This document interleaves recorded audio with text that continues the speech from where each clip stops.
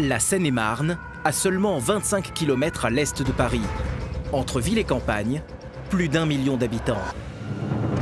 À Logne, comme dans tout le département, c'est le branle-bas de combat. Les soldats du feu sont sur le pied de guerre. Nous sommes le 13 juillet, mais ce soir, pas de balles pour les pompiers. En cette veille de fête nationale, on se prépare au pire. Pour ceux pour qui c'est le premier 13 juillet, ça peut surprendre. Ne vous inquiétez pas. Tant que vous restez avec nous, que vous suivez bien les consignes, vous êtes en sécurité. Et surtout, évidemment, on répond à aucune provocation. Ni par le geste, ni par la parole. Depuis plusieurs années, une triste tradition s'est instaurée. Chaque 13 juillet, des bandes ont pris l'habitude d'attaquer les forces publiques. Incendies volontaires, caillassage, tirs de mortier, les pompiers le savent. Toute la nuit, ils vont être pris pour cible. C'est la fête nationale, donc c'est un point d'entrée pour les incivilités, parce que les jeunes profitent de cette période-là pour affronter les forces publiques. En plus, il y a certains secteurs qui sont connus comme étant des plaques tournantes au niveau trafic de stupes. Là, ils profitent de ce moment-là aussi pour montrer que ce sont eux les caïds et un petit peu les maîtres du territoire. Cette nuit encore, les affrontements vont être nombreux. Alors que la nuit est à peine tombée sur Logne, les pompiers reçoivent un appel. Le premier d'une très longue série. Donc là, on part pour un feu de poubelle. Et on a des infos de la police, donc a priori un attroupement de jeunes. Et la police, pour l'instant, n'est pas disponible en nombre pour intervenir avec nous. Donc tu vois, là, on coupe les gyrophares pour arriver de façon la plus discrète possible, pour pas attiser leur regard. Les pompiers viennent d'entrer dans une zone sensible, le quartier Camille Saint-Saëns. 2 policiers sont déjà sur place, mais ils sont impuissants. Face à eux, une barricade en feu. L'incendie est impressionnant et menace d'embraser les véhicules à proximité. Là, on a des conteneurs qui brûlent, qui menacent des véhicules en stationnement. Il faut absolument qu'on intervienne. D'accord, je vais demander des renforts. Problème, les forces de l'ordre ne sont pas en nombre suffisant. Donc là, tu vois, la police est à 2, donc pas assez pour intervenir. Ils demandent du renfort pour qu'on puisse intervenir nous aussi en sécurité.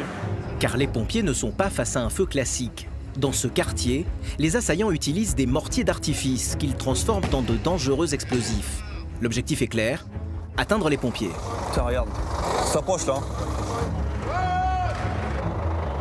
Ils sont en embuscade et voilà, on sait très bien que l'affrontement va avoir lieu. Et la plus grosse angoisse qu'on a tous, c'est qu'il y ait des gens qui soient blessés, des civils, des policiers ou des pompiers. En effet, des jeunes commencent à affluer en nombre. Pas le choix, les forces de l'ordre doivent répliquer.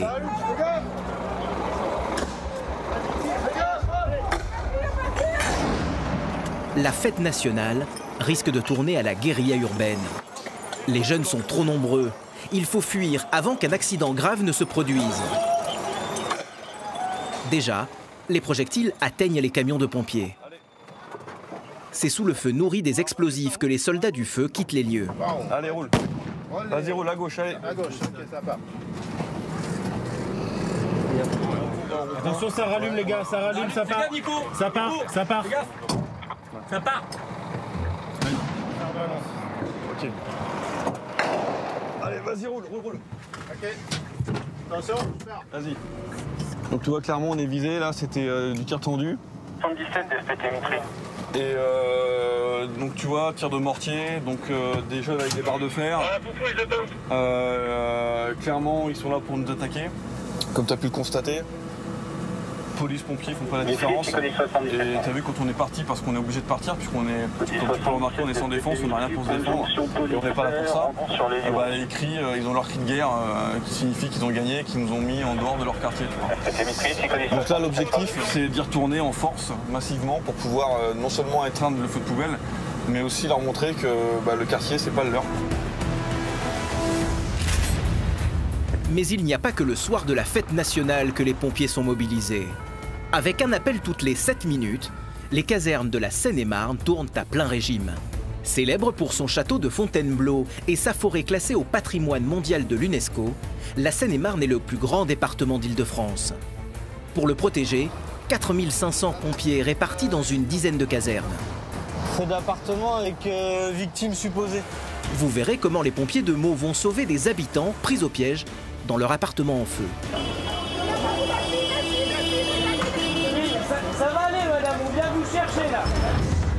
vous découvrirez comment les plongeurs vont tout mettre en œuvre pour sauver une victime de la noyade. Un enfant aurait sauté du milieu du pont, il aurait perdu pied et coulé. Vous suivrez également les pompiers dans une véritable course contre la montre pour dégager un grave accidenté de la route. Tu vois, il est en mauvaise posture quand même. Donc on va enlever le toit. Alors ouais, c'est aussi le truc d'enfant, c'est ce que je voulais faire, donc c'est plus facile. Hein. Qu'ils réalisent leur rêve d'enfant ou qu'ils perpétuent la tradition familiale. J'ai mon grand-père qui était pompier, mon père qui est pompier, mon frère qui est pompier. Tous ont le feu sacré. Je pourrais vraiment pas faire autre chose, j'aime trop ça. Retour à Logne. Nous sommes le 13 juillet, la nuit la plus chaude de l'année. Depuis plusieurs heures, Nicolas et ses hommes sont pris pour cible par des bandes très organisées. On nous assimile tout simplement à l'État et à partir du moment où on porte un uniforme, on devient des cibles. Alors peut-être pas autant que la police, mais malgré tout, l'amalgame est fait dans ces quartiers-là en tout cas. Alors là où faut bien insister, c'est que dans ces quartiers, on parle de ces quartiers, mais bien souvent c'est une petite partie de la population. Il y a 90% de la population qui nous respecte et qui est contre ces gestes-là. Et c'est pour ça que c'est pour ces 90%-là qu'on intervient encore dans ces quartiers et qu'on se doit d'y aller, quoi. Mais ce soir, c'est la minorité qui fait la loi. Toute la cité s'embrase. Affolés, les riverains signalent de nouveaux incendies. Les pompiers sont submergés d'appels. Car à présent, ce ne sont plus juste des poubelles qui brûlent, mais des voitures. Donc là, il y a pas mal de départs de feux confirmés. Donc là, ça devient un petit peu compliqué à gérer pour tout le monde. Face à l'ampleur des tirs, les autorités envoient en urgence des renforts. Camions de pompiers et unités de police arrivent pour soutenir Nicolas et ses hommes. Donc là, en fait, on a un deuxième fourgon qui va arriver. Donc maintenant, on va travailler avec 2 équipages. Une fois qu'ils sont là, on va se rendre sur le site où on était tout à l'heure. Et puis, on va voir ce que ça donne. Malgré des effectifs renforcés, les forces de l'ordre restent prudentes. Dans ce quartier, le danger peut venir de n'importe où. Les pompiers prennent donc toutes leurs précautions pour éviter un guet-apens. Et on a venu en marche arrière, histoire de pouvoir rapidement repartir si besoin. Pendant que les pompiers éteignent les feux de barricade, les policiers avancent prudemment en colonne pour sécuriser les lieux. Des bandes se sont réfugiées dans les halls d'immeubles. T'as vu, ils viennent au contact, et puis quand ils voient que tu recules pas, bah finalement c'est eux qui s'en vont, tu vois. Les policiers espèrent que leur présence sera dissuasive et empêchera de nouveaux départs de feu. La tension est à son comble. Allez. Enfin, on nous signale un véhicule qui brûle dans la rue au-dessus. Donc ils sont partis faire le point, savoir si on pouvait intervenir en sécurité ou pas. À quelques mètres des pompiers, 2 voitures viennent tout juste d'être incendiées. Par chance, le pyromane présumé qui avait tenté de prendre la fuite est maîtrisé.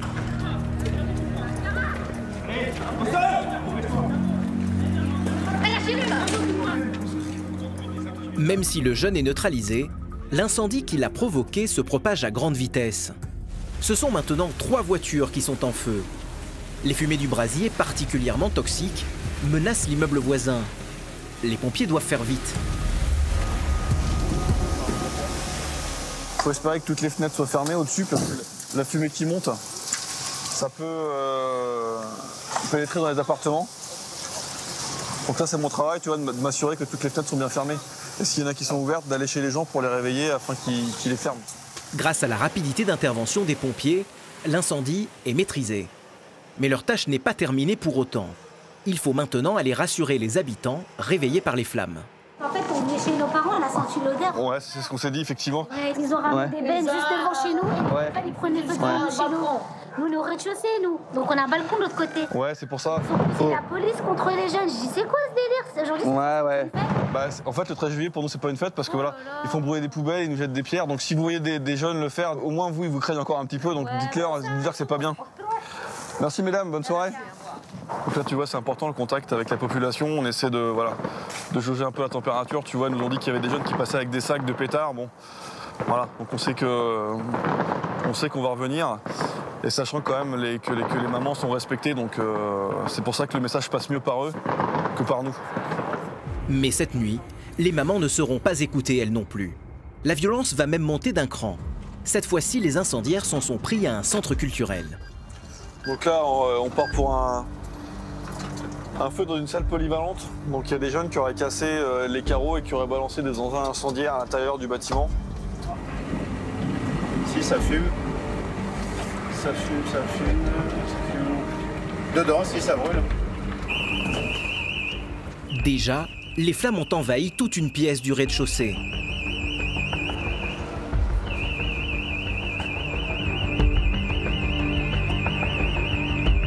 En quelques secondes, les pompiers vont parvenir à éteindre l'incendie. Mais les dégâts matériels sont considérables. Ce qui est dommage, tu vois, c'est une salle qui leur sert à eux. C'est une salle c'est un centre pour la commune d'Elogne. Donc là, tu vois, le centre il va être indisponible pour les gosses plusieurs semaines, le temps des travaux, quoi. Bilan de la soirée, des milliers d'euros de dégâts, des dizaines de voitures incendiées et 5 interpellations. Seule consolation, grâce au dévouement des forces de l'ordre, aucune victime n'est à déplorer. Un 13 juillet malheureusement bien ordinaire dans cette cité de Seine-et-Marne. À quelques kilomètres de là, Meaux, la ville la plus importante du département.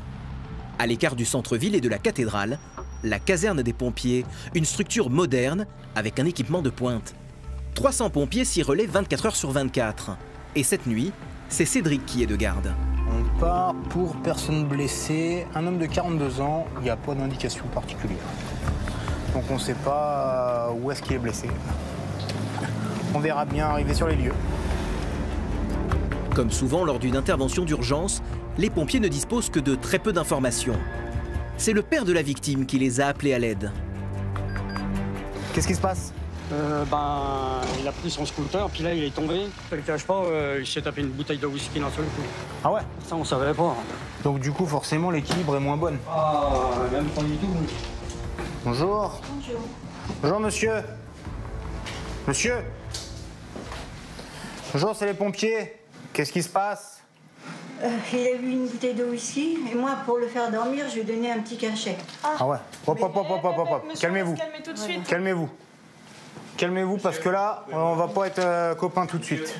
Moi, le seul truc, je veux absolument pas qu'il soit violent, qu'on soit blessé. Parce que on n'est pas là pour prendre une tartine. Hein? Je mets les choses clairement dès le début. Voilà, super. L'homme semble s'amuser de la situation. Fortement alcoolisé, il peut malgré tout être dangereux. Cédric est habitué à ce genre d'intervention. Alors pour ne prendre aucun risque, il reste sur ses gardes en procédant à un examen rapide. 12 huiles de tension, il y avait 78 de pouls, tu m'as dit. Les constantes sont normales. Pourtant... Calmez-vous, monsieur. Asseyez-vous là. Hop. Doucement. Qu'est-ce que vous voulez faire? Sortez pas comme ça, comme une furie, parce que on sait pas ce qui peut se passer. Moi, je suis là gentiment, je m'occupe de vous, alors vous vous détendez. On se détend, on se calme. Y a pas de problème. Vous savez ce que vous avez fait? Ce soir-là, vous avez consommé un petit peu trop d'alcool. Et nous, on est là parce qu'il y a eu un petit problème. Oui, je sais, monsieur. C'est pour ça que je me mets toujours en retrait. Ok, donc vous bougez pas. On n'est pas là pour t'enquiquiner. Ils prennent du temps pour toi. Mais ça fait pas. Suite à un accident de parcours, l'homme vit chez ses parents qui ont du mal à gérer les crises de leur fils. Attention, je suis méfiant. Ouais, oui, mais je suis méfiant, monsieur. Et quand on voit comme ça que le contact il est pas tout de suite, il est agressif vers moi, c'est pour ça que je me mets en retrait. Moi j'irai pas, c'est pas. Mais moi j'irai, parce que s'il commence à leur chauffer dessus, on va y aller. Restez assis, monsieur. L'homme n'est pas en détresse vitale. Théoriquement, les pompiers n'ont pas à le prendre en charge. Mais face à la violence dont il fait preuve, pas question de le laisser seul avec ses parents. Si vous n'arrivez pas à le maîtriser dans la soirée et qu'il vient à tout casser, il faut appeler la police. Je suis en présence d'un homme de 45 ans qui, ce soir, a bu une bouteille de whisky. Il a pris un alprazolam. Bon, attends. Calmez-vous maintenant. Bon, écoute, il faut qu'on le maîtrise dans tous les sens. Je demande police. Tu peux m'envoyer... Ouais, envoie-moi la police. C'est bon là, vous êtes calme maintenant? Je suis désolé que ça se termine comme ça. Hein. C'est pas le but. Hein. C'est pas notre métier. Hein. Nous, on fait pas ça. Hein. Je sais bien. Difficulté des interventions certaines fois. Hein. Je vous tire mon chapeau. Les pompiers ont dû appeler des renforts car l'homme ne semble pas vouloir se calmer. Bonsoir. Les policiers vont donc tenter à leur tour de le raisonner. Moi, je vous ai demandé parce que si on lâchait, on allait se faire déglinguer. Il y avait sa mère et son père. Vous m'entendez? Voilà. Cédric est pompier depuis 12 ans. Son expérience lui a appris que parfois, la meilleure façon de réussir son intervention, c'est de déléguer. On voit le moment quand ça va déraper, au final. Et si on laisse faire, on va se faire gazer les dents. Et c'est pas notre but. Rien n'y fait. L'homme, toujours en crise, refuse d'obtempérer. Décision est donc prise de l'hospitaliser avec l'approbation du père. Vous laissez emmerder. Hein? Faut pas vous laisser emmerder. Non, mais moi, je vous couvre. Il est juste provocateur, votre fils. C'est plus trop lui la victime en fait. C'est plus maintenant les parents. Parce que s'il reste là, il les met en danger, quoi.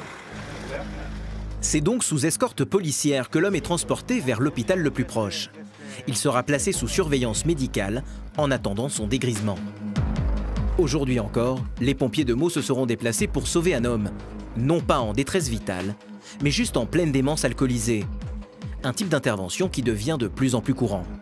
Au départ, on est là quand même pour aider et secourir. Ce cas-là, c'est une personne alcoolisée, c'est pas notre travail. Mais du coup, on vient quand même à faire ce travail social.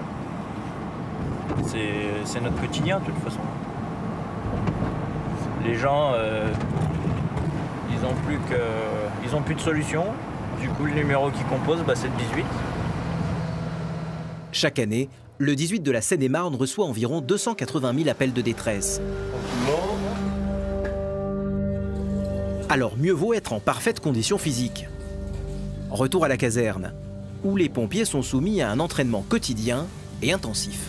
C'est la conscience professionnelle de pouvoir faire une séance de sport de qualité, encadrée. Et ça nous permet de progresser tranquillement et d'avoir une bonne condition physique lors des interventions.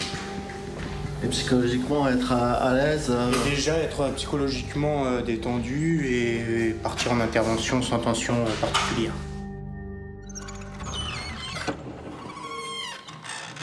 Ces séances ne servent pas uniquement à se maintenir en forme.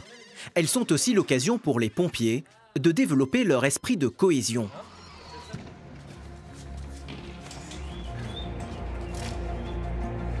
Et là encore, c'est Cédric qui est à la manœuvre. Bon, normal, j'accélère un peu. Allez, j'accélère encore un peu. Vite, encore. 3, 4, 5, 6. Aussi important pour la cohésion parce que c'est un travail qu'on fait ensemble. Du coup, on fait des exercices aussi ensemble pour déjà se connaître. Voilà, par rapport aux séances de sport, on arrive à voir de quoi on est capable. Et aussi nos collègues, s'il y a des difficultés sur intervention, c'est qu'on va pouvoir les aider ou non à une opération. Et c'est vraiment un complément du boulot, quoi. Accélère, c'est bien. On y va. Au même moment, à l'autre bout du département, une autre équipe de pompiers roule à toute allure. Un accident de la route particulièrement grave vient de leur être signalé.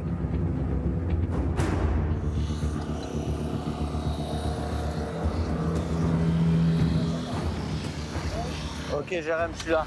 T'as 4 impliqués, il n'y a plus que lui à sortir, les autres sont pris en charge. Ok. L'homme est toujours prisonnier de son véhicule. Selon un premier témoignage, il aurait violemment percuté ce camion, qui n'aurait pas respecté le stop. Tu vois, il est en mauvaise posture quand même.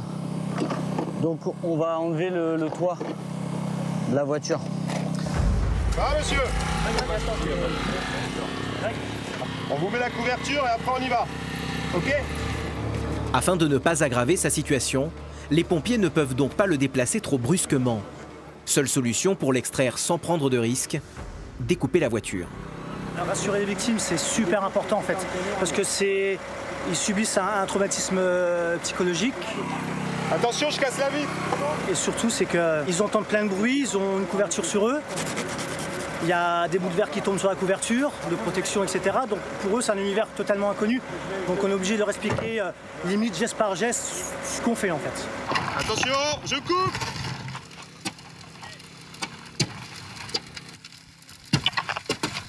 C'est bon, coupé. J'enlève la cisaille, c'est bon. En quelques minutes, les pompiers vont réussir à libérer la victime de sa voiture. Êtes-vous prêts? Pour moi. Attention pour hisser, hisser. Ok, c'est parti. Pendant qu'une équipe s'occupe du blessé, l'autre est chargé de sécuriser les lieux. Vous êtes quand même multifonction à un moment, non? Et ouais, tu vois, ça touche à tout. Tu peux aller chercher le chat et nettoyer la route, et aider la personne qui est coincée. C'est ça qui est intéressant. Je peux pas dire la routine. C'est pour ça que vous faites ce métier? Alors, ouais, c'est aussi le truc d'enfant, c'est ce que je voulais faire, donc c'est nickel. Devenir pompier, c'est souvent un rêve d'enfant. Mais pour ceux qui se sont engagés, cela demande un dévouement de tous les instants et un sang-froid en toutes circonstances. Le lendemain matin, 10 h, les pompiers se dirigent vers le centre-ville de Meaux. On part pour un petit de 2 ans qui a fait des convulsions. C'est là. Allez, on prend la totale, on y va. Un enfant de 2 ans victime de convulsions, cela peut être le signe d'une grave infection respiratoire. La mère, qui a des jumelles, est en panique. C'est pour qui? Bonjour monsieur. Bonjour. Bonjour. Qu'est-ce qui se passe? Elle n'a pas perdu connaissance. Je l'ai vu arriver la crise. D'accord. Je l'ai vu arriver, donc je lui parlais et tout, et elle était là, elle était plus là, et puis d'un coup, poum. Elle n'a pas spasmé rien. Par contre, elle est venue toute Les violette. yeux révulsés ou pas? Ah ouais. Oui. Elle est devenue toute violette, et elle a eu du mal à revenir. Il y a sa langue, j'ai senti que ça. Je le prends, oui. J'ai été mettre mes doigts dedans, évidemment. Ça a duré combien de temps cet épisode? Environ 3 minutes. Elle a quel âge cette petite? 2 ans et demi. 2 ans et demi. Même si l'enfant est consciente, cela ne signifie pas pour autant qu'elle est hors de danger. Vous lui avez pris sa température ou pas? Elle avait 39,9. 39,9. On va la reprendre, les gars, s'il vous plaît. Ça fait 2-3 jours qu'elle commençait à tousser. Moi-même, je m'étais aperçue qu'elle avait des trucs au fond de la gorge et tout ça. Oui. Et cette nuit, je vous dis, elle a commencé 39,6. D'accord. Ce matin, 40. Là, j'ai appelé SOS médecin, elle était à 39,9 encore. Et quand on est revenu, elle était à 43 dixièmes. Certainement refaire un petit tour à l'hôpital. En dépit d'un premier traitement, l'état de la fillette ne s'améliore pas. Seuls des examens plus poussés pourront permettre au médecin de la guérir. On va se diriger vers l'hôpital, madame. Ouais. Si vous prenez des affaires, on va pas trop l'habiller parce que si elle a déjà la température et qu'il fait chaud dehors. S'il y a une petite 2 ans qui fait des convulsions, oui, c'est sérieux. Maillot, moi sur elle. Cette nuit, vous m'avez dit qu'elle avait de la fièvre et il y avait quoi d'autre cette nuit? Elle toussait. D'accord. Viens ma chérie, tes chaussures. On va aller dans ton Allez, on va descendre, je vais appeler le médecin puis on y va. Par contre, accroche bien, Jason. Même si chaque minute compte, les pompiers font toujours preuve d'une extrême prudence sur la route. Là, vous roulez doucement parce qu'il y a des enfants, c'est ça? Oui, de toute façon, quand on transporte, on doit toujours forcément rouler doucement. C'est bon, il faut prendre des précautions. On a plusieurs vies derrière dans la cellule, donc il faut vachement faire attention. De toute façon, les transports, sauf si c'est vraiment une urgence absolue, on va toujours rouler à une allure.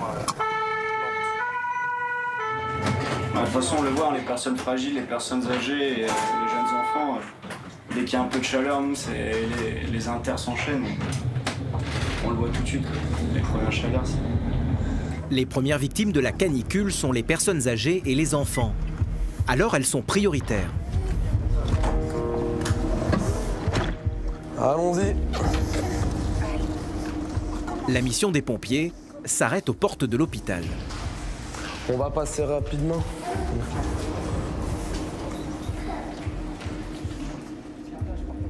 Nous avons déposé la petite aux urgences pédiatrie. Elle a été prise en charge par l'infirmière d'accueil, qui eux vont continuer le diagnostic et voilà, la prendre en charge par la suite.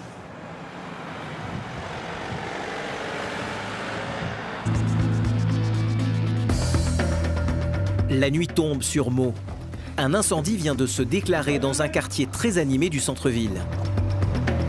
C'est bon, Pascal? Ouais, c'est bon. Ouais, là, il y a un peu d'enjeu, là. Tu vois, il y a éventuellement une victime. Là, il faut aller vite. Attention, là. Mais ce soir, le délai d'intervention va être rallongé. Un match de football vient tout juste de s'achever par la victoire du Portugal.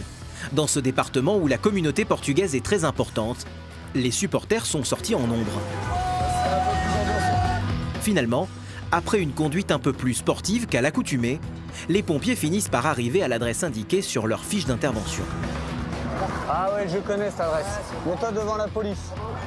Mais surprise, contrairement aux indications des voisins, l'immeuble n'est pas en feu. Seule de la fumée s'échappe d'un appartement du rez-de-chaussée. Un logement que les pompiers connaissent bien, celui d'un marginal chez qui ils sont déjà intervenus.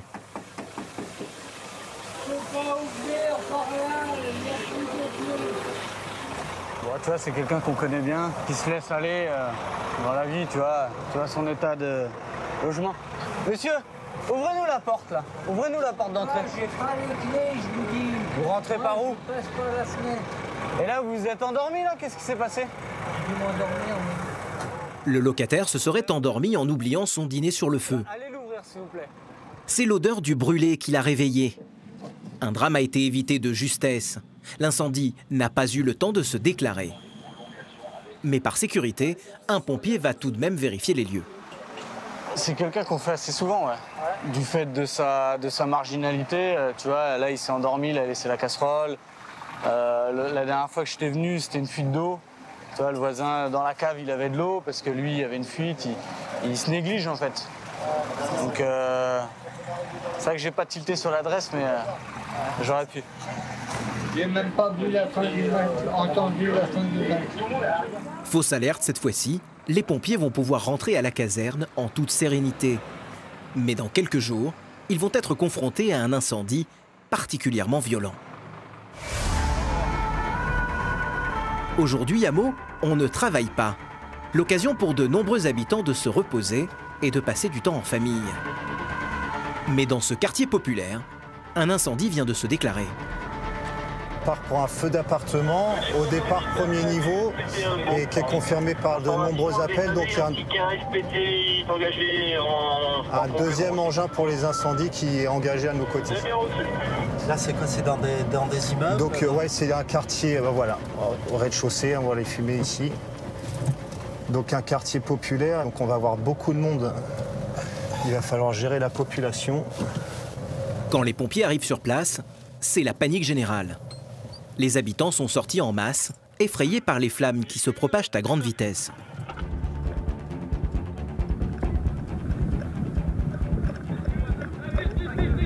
Est-ce qu'il y a les propriétaires de l'appartement? Est-ce qu'il y a les propriétaires de l'appartement? Monte en haut, chef. Madame, c'est chez vous, ça brûle? Ouais, non, mais n'ayez pas peur, elle a peur, madame, est-ce qu'il y a encore du monde à l'intérieur? Non, je vais demander. Il n'y avait que vous? D'accord. Le feu, il a démarré où? Dans quelle pièce? Je sais pas, là. D'accord. Est-ce que vous avez les clés de chez vous au cas où? D'accord. On a bien un truc. Ça va faire, c'est derrière aussi. Hein. Avant toute intervention, il faut repérer les lieux. Les pompiers font donc le tour du bâtiment.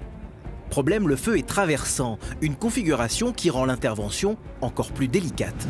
Vous restez pas là, vous vous écartez, messieurs, s'il vous plaît. Et plus grave encore, les flammes ont déjà gagné la cage d'escalier. Une habitante est même prisonnière chez elle. Ça va aller, madame, on vient vous chercher, là. D'accord? Je confirme, feu d'appartement entièrement embrasé au rez-de-chaussée d'un bâtiment en bande R+4. La femme coincée dans son appartement habite au 3e étage. Impossible de l'évacuer par la cage d'escalier, entièrement enfumée. Seule solution, déployer rapidement la grande échelle.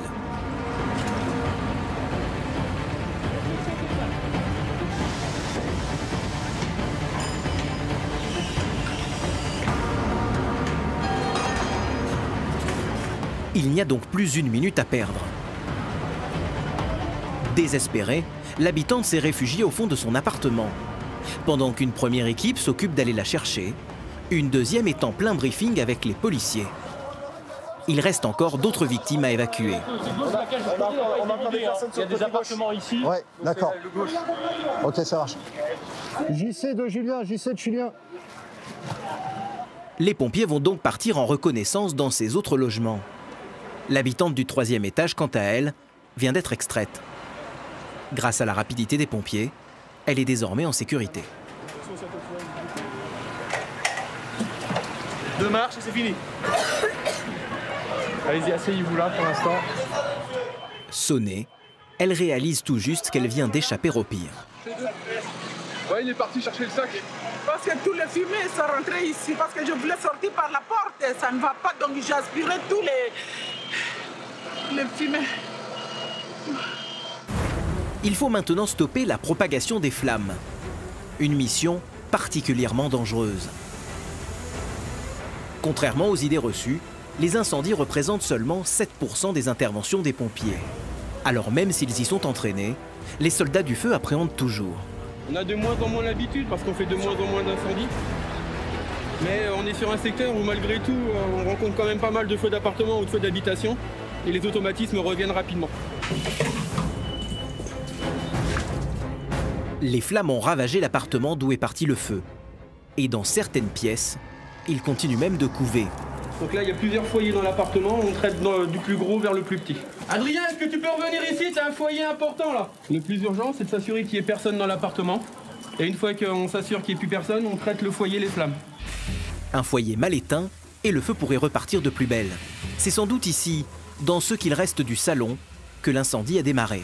Et après, Adrien, si tu peux péter le volet qui est juste en face de moi, pour libérer un maximum de fumée comme on peut.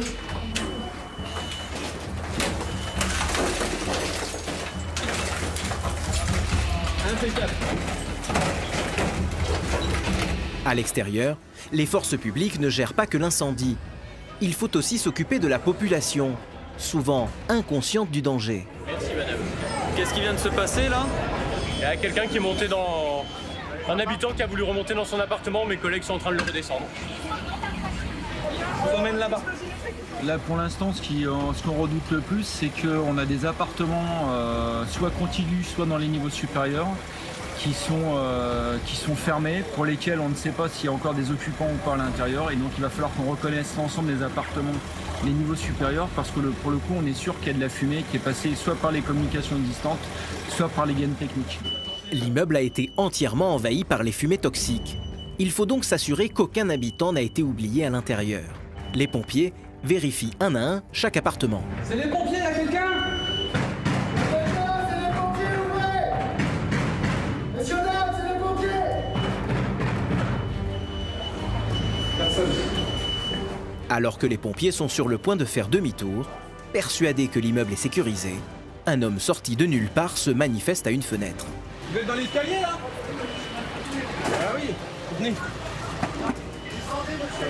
J'y sais. Il y a une porte ouverte avec une fenêtre ouverte avec pas de fenêtre. Et monsieur, mes collègues, ils sont venus chez vous taper à la porte. Non, mais j'étais loin, monsieur. D'accord, alors descendez rapide, descendez. J'étais avec la dame. D'accord, venez avec moi. Vous êtes tout seul ou il y a du monde encore? Non, j'étais tout seul. Le numéro de l'appartement, c'est 124. 124. Par chance, l'homme semble en parfaite santé. Mais par mesure de précaution, comme les autres habitants exposés à la fumée, il est pris en charge par les équipes médicales des pompiers et du SAMU. L'intervention aura été rapide. Les pompiers sont arrivés sur les lieux en moins de 20 minutes. Grâce à leur professionnalisme, aucune victime n'est à déplorer. Les pompiers peuvent désormais souffler un peu. Ça représente quoi un feu pour un pompier?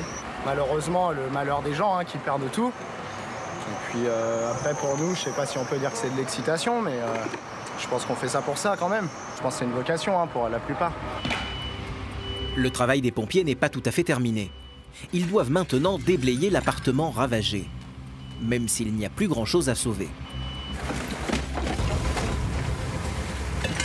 On perd tout quoi en fait dans un appartement. Ouais. Hein? C'est toute une vie qui s'en va. Au milieu des décombres encore fumants, les pompiers tentent malgré tout de récupérer quelques souvenirs. Des papiers personnels ou encore des photos de famille. Quand la locataire de l'appartement découvre l'ampleur des dégâts, elle est anéantie. Ça c'est ma voiture. C'est quoi? C'est ma télé? La télé. Ah ouais. C'est la télé. Ah, c'est les photos. C'est surtout des surnes. Oui, on essaye. Les urnes, ce sont les seuls souvenirs que cette femme gardait de son mari et de son fils. Tous deux décédés, leurs cendres étaient exposées dans le salon. Leur disparition dans l'incendie est une épreuve de plus pour cette femme. Ça fait que je perds une deuxième fois, mon fils.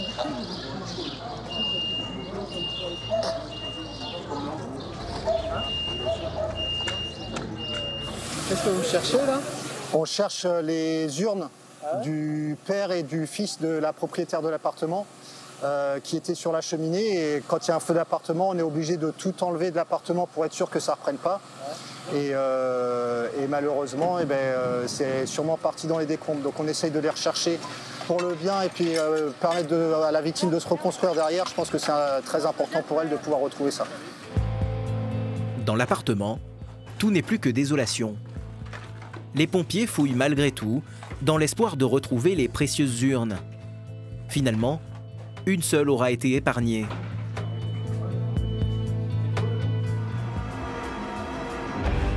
Chez les pompiers du 77, il y a une unité qui ne chôme pas, celle des plongeurs.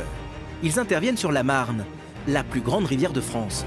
En Seine-et-Marne, tous les jours, il y a 3 plongeurs de garde. Il faut toujours être prêt, qu'à soit à 2 h du matin, en plein hiver, en plein été, pour pouvoir servir au mieux la population. Dès l'arrivée des beaux jours, les bords de Marne se transforment en véritables stations balnéaires. Mais les victimes d'accidents nautiques sont particulièrement difficiles à secourir. Ce qu'il faut vraiment comprendre, c'est que le plongeur, là, la visibilité est nulle, donc il ne voit rien. Il ne voit rien. D'avoir des lampes, ça serait comme être en plein phare dans du brouillard. On verrait rien, on verrait juste que c'est éclairé, mais ça ne servira à rien. Donc là, pour lui, il va dans un monde où c'est invisible, où il n'entend rien, où il ne peut pas parler, il ne peut pas échanger. Des conditions d'intervention mauvaises qui ralentissent considérablement les pompiers. Il ne voit pas le bout de sa main, il est obligé de se rapprocher. Donc on imagine que c'est un enfant, que c'est un corps. Pour confirmer, il va devoir toucher, il va essayer de se rapprocher pour pouvoir regarder. Et là, il doit plus le lâcher et il remontera en surface. Des sauvetages qui se multiplient à l'approche de l'été. Ce jour-là, les pompiers ne vont avoir que quelques minutes pour intervenir. Un accident vient d'avoir lieu. Ce pont, bien connu des habitants de la région, leur sert de plongeoir. Mais un baigneur a disparu, sous l'œil impuissant des promeneurs. C'est la police municipale qui patrouillait à proximité qui a donné l'alerte. Un enfant aurait sauté du milieu du pont, il aurait nagé en surface et entre le pont et la première bouée orange, il aurait perdu pied et coulé. Des plongeurs sont déjà en train de draguer la rivière depuis de longues minutes. C'est une véritable course contre la montre qui se joue. Chaque minute passée sous l'eau réduit cruellement les chances de survie. Ici, c'est assez régulier. Malgré l'interdiction, beaucoup de gens se mettent à l'eau du milieu du pont, sautent, nagent. C'est très très fréquent ici qu'il y ait des baignades. Voilà déjà 15 minutes que les plongeurs explorent les fonds. L'attente est interminable. L'intervention est en train de virer au drame. Le fond n'est pas visible, il est inégal. Il y a du courant, enfin c'est pas une piscine, quoi. C'est du milieu naturel. Un milieu naturel qui rend particulièrement dangereuse toute baignade. Les pompiers ont retrouvé la victime. Son cœur s'est arrêté de battre. Avec le SAMU, ils tentent de le faire repartir. Mais les chances sont très minces. 16,25, 16,53, 16,50, 25 minutes. 25 minutes de plongée. 25 minutes. 25 minutes plus nous, les quarts d'heure qu'on arrive, il a bien passé 40 minutes. Après, l'eau, 18 degrés, ça commence à être chaud, mais c'est encore jouable. Hélas, il est trop tard. Les pompiers sont sous le choc. En espérant être plus utile la prochaine fois. C'est une déception pour vous, c'est un échec? Oui. Hein? Ah oui. C'est-à-dire? Notre activité, c'est pour sauver les gens. Donc quand on les sauve pas, quelque part, c'est difficile. Depuis, les plongeons, pourtant strictement interdits, n'ont pas cessé. Les baigneurs continuent de s'amuser, inconscients du risque qui plane au-dessus d'eux.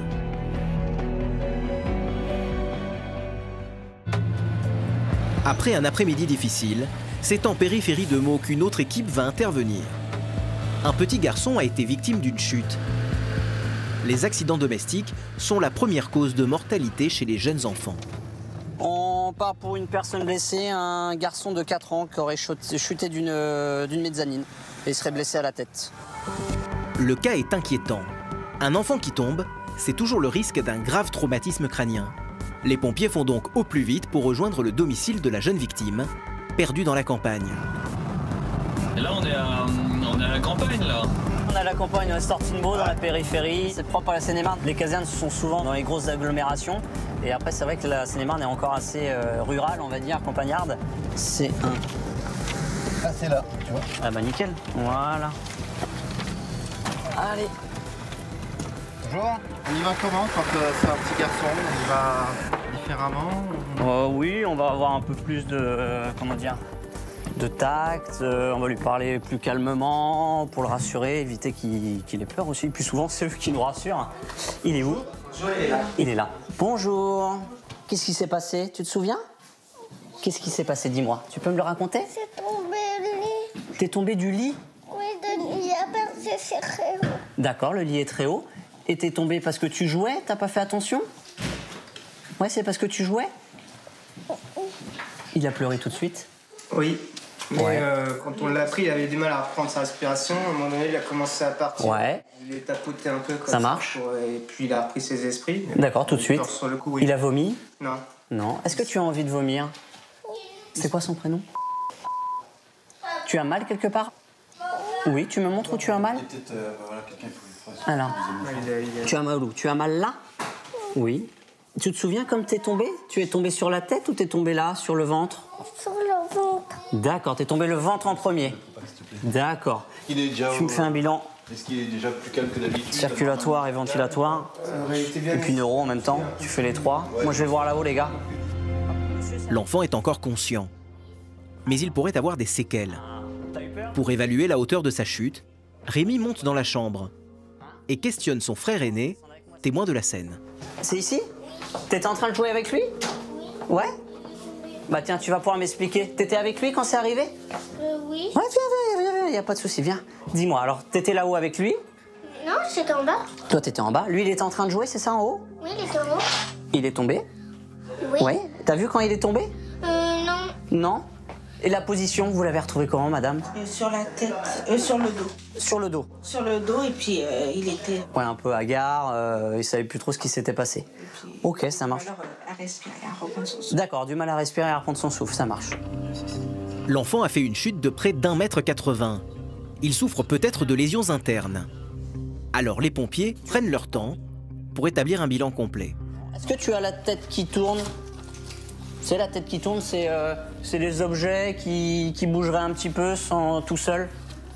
Non. Donc là, papa, maman, vous inquiétez pas, il n'y a rien d'alarmant pour moi, d'accord? Moi, j'ai aucun signe de traumatisme crânien, en tout cas. De toute façon, à l'hôpital, ils vont vous dire qu'il va falloir le surveiller pendant 48 heures. Parce que le traumatisme crânien peut arriver dans les 48 heures, en fait. Vomissement, nausée, un comportement anormal, il aurait peut-être du mal à vous reconnaître, il serait peut-être plus fatigué, un état, pas son état habituel en fait. Par précaution, l'enfant est tout de même transféré à l'hôpital pour des examens complémentaires. Après 48 heures d'observation, il pourra rentrer chez lui et retrouver sa salle de jeu.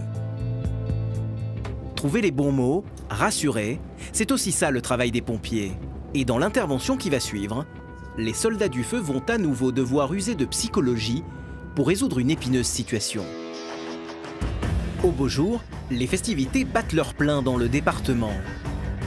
À quelques kilomètres à l'ouest de Meaux, se déroule chaque année un festival qui rassemble près de 7000 fêtards. Voilà la belle rêve partie de Chauconon-la-Frontière. Voilà, je vois qu'il y a du monde. Il y a des voitures partout, il y a du monde partout. En général, les services de sécurité ne rencontrent aucune difficulté. Mais ce soir, ils ont appelé les pompiers. Une altercation a éclaté sur fond de jalousie et d'alcool. Vous nous avez appelé pourquoi? Parce que le couple là, ça va pas trop et la demoiselle, il y a sa tête qui a tapé contre la vitre d'une voiture. D'accord. Elle se plaint de maux de tête et le monsieur, ça va pas trop non plus. Ok. On va aller dans l'ambulance. On va aller dans l'ambulance, venez. Vous étiez à la rêve partie alors? Ouais. Vous avez consommé de l'alcool, extra, tout ça? Non. Pas d'ecstasy? Juste de l'alcool? Ok, d'accord. Qu'est-ce qui s'est passé en fait? Bah, ce qu'il y a, c'est qu'on s'est engueulé et puis. Je sais pas ce qui m'a pris. Je vais coller contre la vitre arrière. Non, c'est bon, c'est bon. Enfin, c'est une histoire de couple là. Franchement, on a. Vous avez un peu consommé, ok? Il m'a explosé la gueule contre la vitre arrière. Oui. Vous trouvez ça normal? Non, mais je dis pas que c'est normal, hein, loin de là. Bon, 60. Être pompier, c'est aussi pénétrer dans l'intimité des gens, savoir les écouter et faire preuve de patience. Mais non, t'inquiète pas. On va discuter avec mon collègue et chacun son tour, on va vous prendre... Ok? Bon. Donc vous, là, ce que je veux savoir, c'est qui peut venir vous chercher? J'ai une copine qui est là, justement. Elle est là, elle est alcoolisée ou pas? Non, le mieux, là, c'est que vous passiez pas la soirée tout de suite ensemble. Là. Parce que sinon, vous allez partir dans des embrouilles et puis on va jamais en terminer. Mais putain, merde! Calme-toi, t'es sous l'emprise de l'alcool, là, t'es ridicule. Mais non, là... Le jeune homme, fortement alcoolisé, a du mal à revenir à la raison. Il repasse en boucle le film de la soirée. Là, il est minuit, c'est ça? Ouais. Bah, je sais pas, 21h, c'est le couple le plus heureux du monde, quoi. C'est ça que je comprends pas. Ouais, mais tu sais, des fois, un verre ou deux de trop, ça part en couille. Voilà. Maintenant, soit t'arrêtes de picoler et au moins tu peux faire ta vie avec elle tranquille, ça te réussit pas l'alcool. C'est ce que je fais, c'est là, c'est pour voir la sirène dans mes bras et puis revenir comme il y a 3 heures d'ailleurs. Ok, mais laisse-la pour l'instant. Non, mais elle a eu plein d'émotions d'un coup. D'accord, elle passe de festival où elle fait la fête à pleurer parce que vous vous êtes embrouillés. Donc tu la laisses tranquille, toi tu te détends et puis vous vous ferez un câlin tout à l'heure. Si tu veux, il n'y a pas de problème.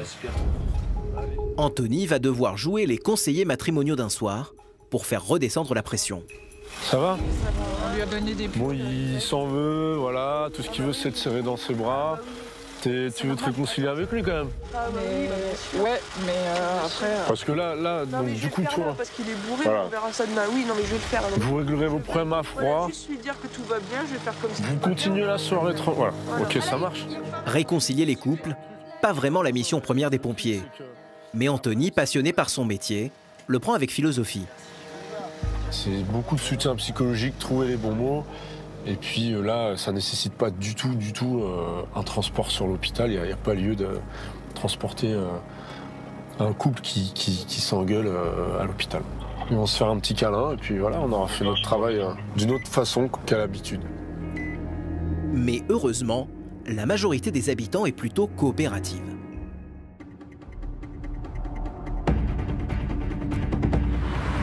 Le lendemain, grâce à la solidarité de ses voisins, les pompiers vont réussir à secourir une femme en détresse.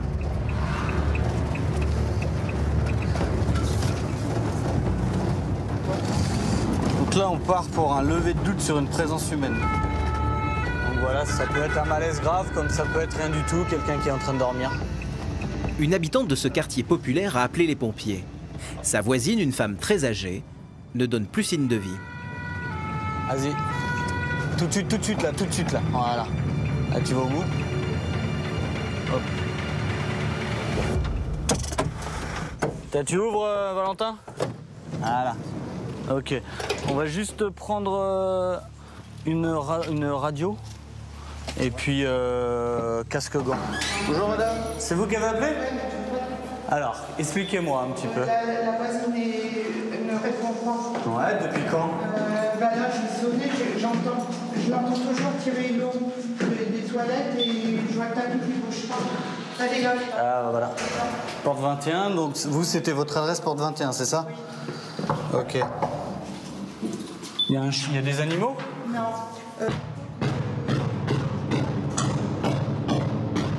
Vous pouvez passer par la baie vitrée, la voisine à la... C'est ouvert? Oui. Là, on peut passer directement?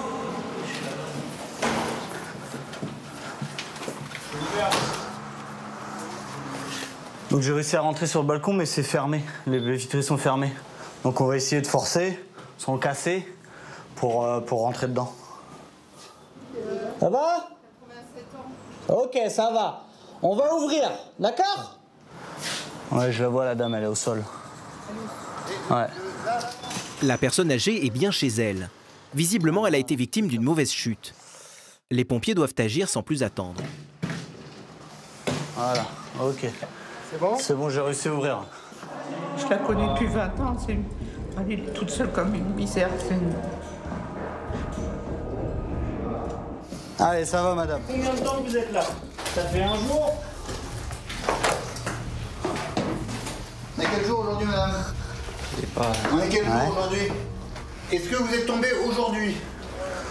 On voit qu'elle a essayé de s'accrocher en fait à des trucs qui sont tombés. Vous savez ce qui se passe ou pas? Pour essayer de... Non? D'accord. Donc là, il faut déterminer depuis combien de temps à peu près elle est là. T'as réussi à avoir un peu de... non? Renseignements? L'octogénaire a besoin de soins. Mais le camion des pompiers n'est pas médicalisé. En attendant l'ambulance, il procède à un rapide examen. Bon, ça va faire un petit bout de temps qu'elle est là quand même. Vous savez où est-ce qu'on est, madame, ou pas? On est où ici? Où est-ce qu'on est? Ici, c'est chez qui, là? C'est chez vous? D'accord. On est dans quelle ville? Hameau, d'accord. Donc elle est orientée dans l'espace, mais pas dans le temps. Ouais. Ok. Une température? Ouais. Et puis les pupilles. Okay. Il y a quelqu'un qui doit venir normalement, des enfants, une auxiliaire de vie? Vous êtes toute seule? D'accord. L'isolement, un facteur aggravant pour les personnes âgées en détresse. En tout cas, il y a des bons voisins comme vous qui avaient pris le temps d'appeler. Et puis bon, là, tant mieux, parce que ça doit faire quand même un petit moment qu'elle est là. Ce qui me met hors de moi, c'est l'indifférence des gens dans le bâtiment. En prévenant les pompiers, cette dame a sans doute sauvé la vie de sa voisine. En un an, les pompiers de Seine-et-Marne ont effectué 116 000 interventions, un chiffre parmi les plus élevés de France.